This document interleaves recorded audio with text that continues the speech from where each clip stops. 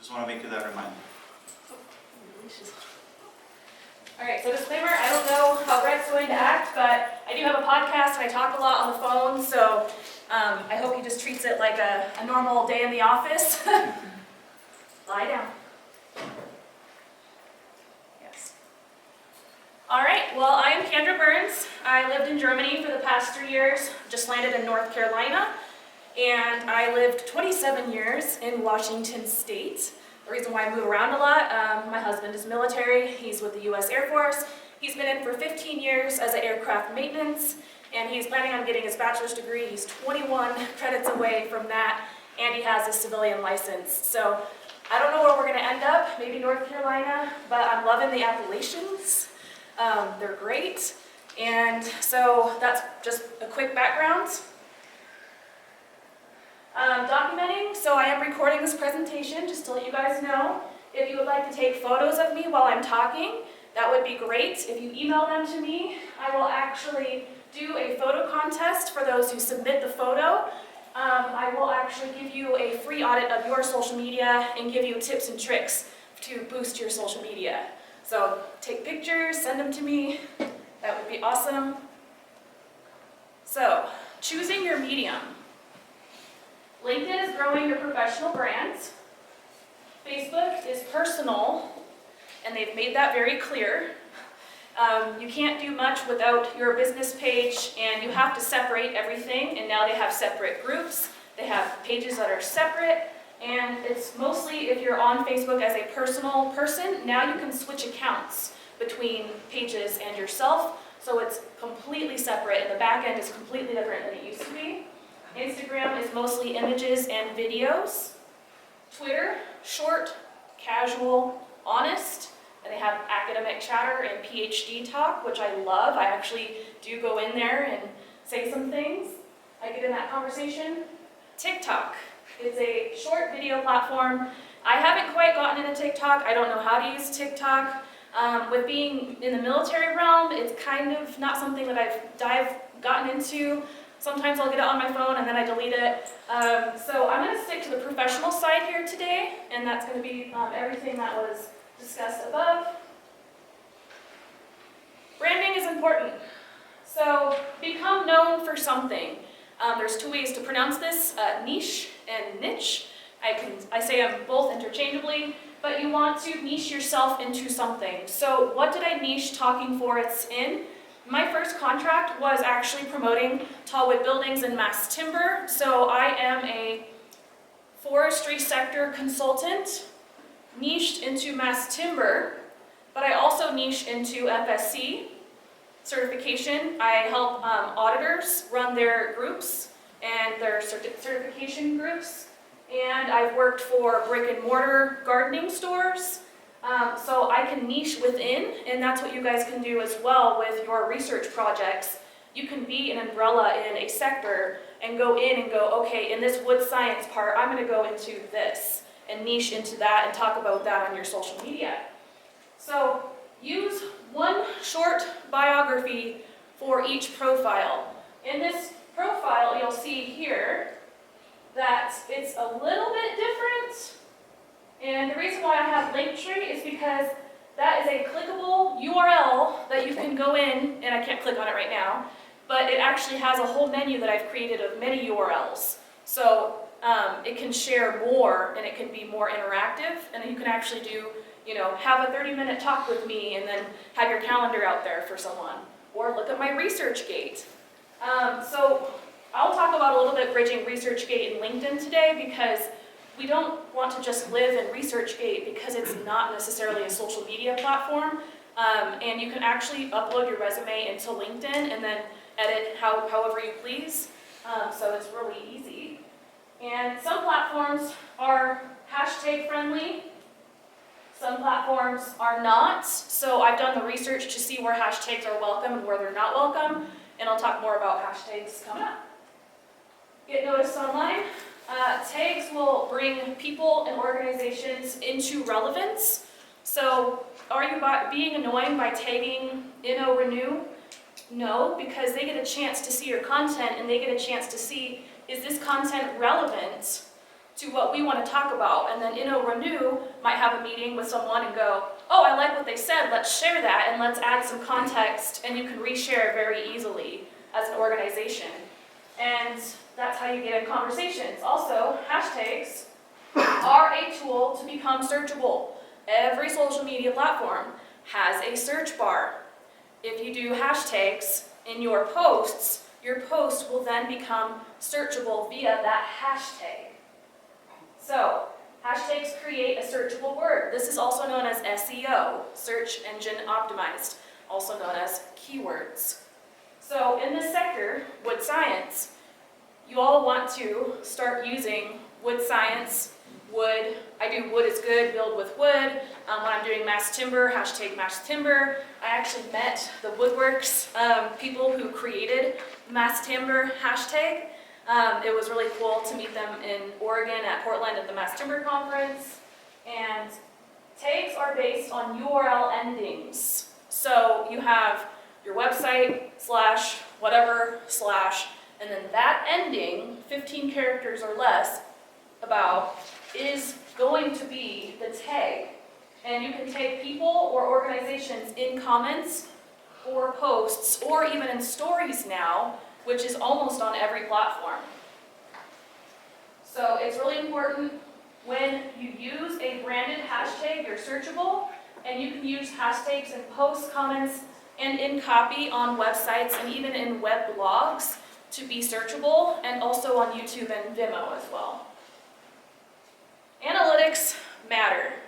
So this is how I know what our demographics are, if I know that we're being diverse, we're reaching a diverse audience. Most of what I do is I will talk about demographics later, but I try to have it balanced and have diversity.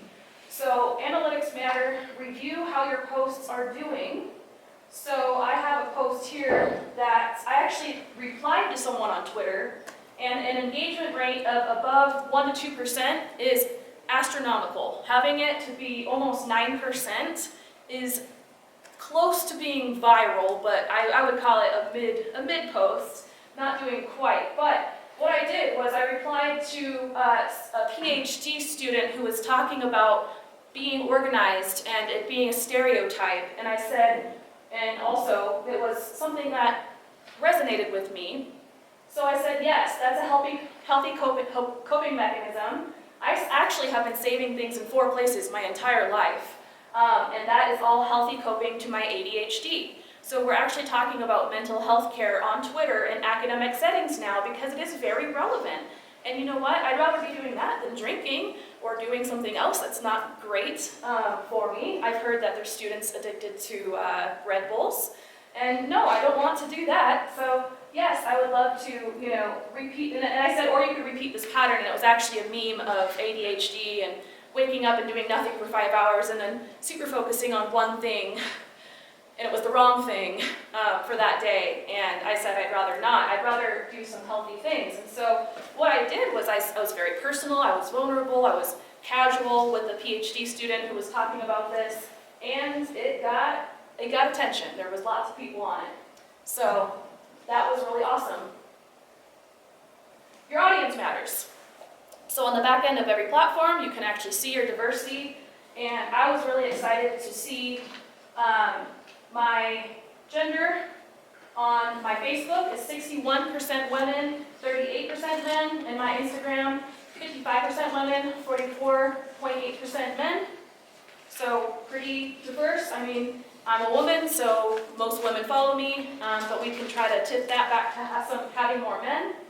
If I type in and create posts that have to do with machinery or being out in the woods, normally men would interact with that. Public voice when posting or commenting. Save the lab and shop talk for your colleagues and friends, and do not use acronyms. My husband's in the military, and I have no idea what this CARES thing is or this SAVE program. I don't know the acronym. So when y'all are in lab and you're talking and discussing, great. When you step out of lab or your research, please, when you're in the public, try to talk about things and translate it for people into layman terms. Translate your research. Just like when you present a poster to the public, post and comment like you're talking to a non-academic person. And present the data so anyone can understand it. Oh, and I put this from Omar. He had the word of mouth company website and then social media. And that model is going to probably flip. The word of mouth in the millennial generation is probably going to be favored towards webs, blogs, podcasts, social media.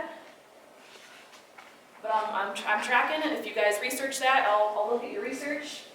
So, secrets to social media. Currently, this is market updates and things that I may not have discussed yet.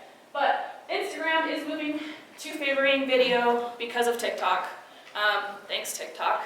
Video is a lot harder as a consultant. Unless I solicit content from my organizations that I work for, and they have a video producer or people who are willing to do video, that's going to be very hard, but that's where the market's going. People love video.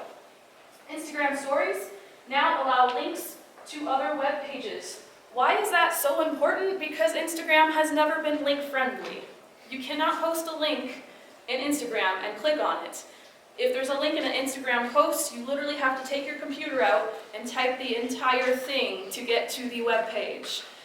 So this is really good because now we can actually go from a story directly to that relevant web page. LinkedIn is a place to tell your authentic story. So people are getting more and more personal, and it's not that we aren't professional. So just because I have a mental disability does not mean that I can't be a professional. So I'm still professional, I'm standing here today, and that is something that I want to let everyone know, that you can tell your authentic story and be your true self now, and you'll be accepted. So Twitter is casual and honest. Take advantage of academic chatter and students who are already bringing up these conversations that I'm discussing now, because it is more and more relevant to be a human being in the professional world today. Thank you.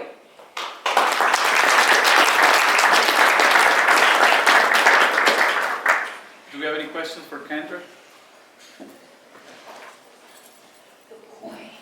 Yeah. Yesterday it was asked how to keep marketing going for and excitement going for students coming into programs. Are there any Wood Science programs you have seen on platforms doing an exceptional job at marketing?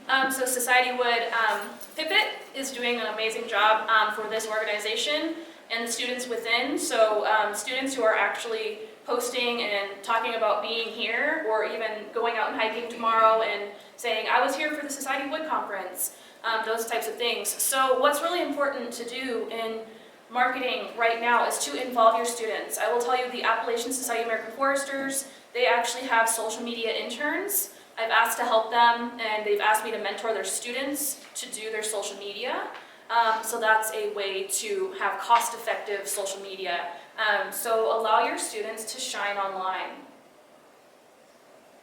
I actually quit all social media about a year ago because of what it was doing to my mental health, in my opinion. How much am I missing out?